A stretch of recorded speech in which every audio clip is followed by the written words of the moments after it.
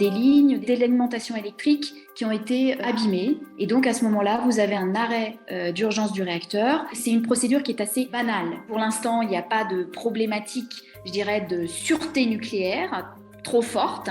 La sûreté a été malmenée quand même.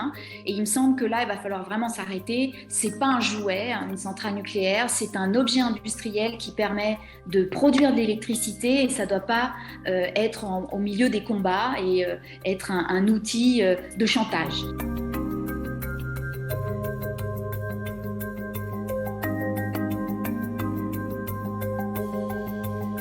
On a un risque d'accident nucléaire qui n'est pas dû à des problèmes techniques, c'est la première fois, mais qui est dû à des problèmes politiques. C'est-à-dire que vous avez deux hypothèses. Vous avez d'un côté l'hypothèse où ce sont les Ukrainiens qui font un chantage nucléaire en lançant des obus dans la région, de façon à obtenir, par la pression internationale, de façon à obtenir la démilitarisation de cette centrale qui est occupée par des forces russes, ça c'est évident.